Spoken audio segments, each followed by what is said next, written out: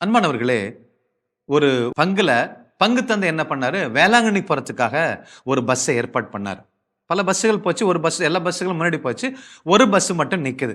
42 பேர் special bus. Number of seats 42 தான். அப்போ எல்லாம் வேளாங்கண்ணிக்கு போறாங்க. காலையில 5:30 மணிக்கு எல்லாம் இங்க கோயில்லேருந்து புறப்படும் அப்படின்ட்டாரு. அப்போ 5:30க்கு எல்லாம் வந்துட்டாங்க. கொஞ்சம் கொஞ்சமா வந்தாங்க. 6 மணிக்கு எல்லாரும் வந்துட்டாங்க. 4 பேர் வரவே இல்ல. அப்போ 6:15 ஆச்சு, 6:30 ஆச்சு. எல்லாம் வேர்க்குது, சத்தம் போடுறாங்க. என்ன ஃபாதர் வரமாட்டேங்கிறாங்க. ஃபாதர் ஃபோன் பண்றாரு. அவங்க வரவே இல்ல. ஃபோன் எடுக்கவும் இல்ல. 6:15 ஆச்சு, 6:30 ஆச்சு, 6:45 ஆச்சு, 7 மணி ஆச்சு. 1 மணி நேரம் வெயிட் பண்றாங்க. இந்த 38 பேரும் பஸ்ல வெயிட் பண்றாங்க. எல்லாரும் பயங்கர கோவம். யார் அந்த ஆளு? எதனால வரல அந்த ஆளு?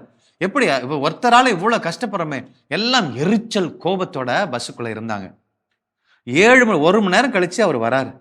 ஒரு 50, 52 வயசு மதிக்கத்தக்க ஒரு பெரியவர் வருகிறார். அப்பா வரார். 3 சின்ன சின்ன பிள்ளைங்கள கூட்டிட்டு வராரு. வந்து ஏறி உட்கார்றாரு. ஏறி உட்கார்ந்து அவர் சீட்ல போய் ஜன்னல் ஓரமா ஜன்னல் தொறந்துட்டு அப்படியே சாஞ்சு படுத்துக்கிறாரு. இந்த பிள்ளைங்க வந்தது இல்லாம யார்ட்டயும் சாரியும் கேட்கல. அப்ப இந்த பிள்ளைங்க ரொம்ப ஹைப்பர் ஆக்டிவ். தருதல மாரி இங்க ஓடுது, அங்க தண்ணி தொறந்து விடுது. இந்த பஸ் எடுக்கிறது முன்னாடி செக் பண்றதுக்குள்ளார எல்லாரும் பார்த்துட்டு கோவப்படுறாங்க, எரிச்சல் அடையறாங்க.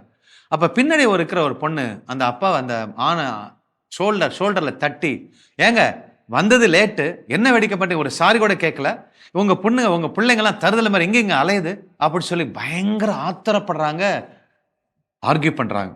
அப்ப அந்த அப்பா திரும்பி பார்த்து, "சாரிம்மா, என்ன மன்னிச்சிருங்கம்மா." கண்ணீர் மல்க அவர் சொல்றாரு,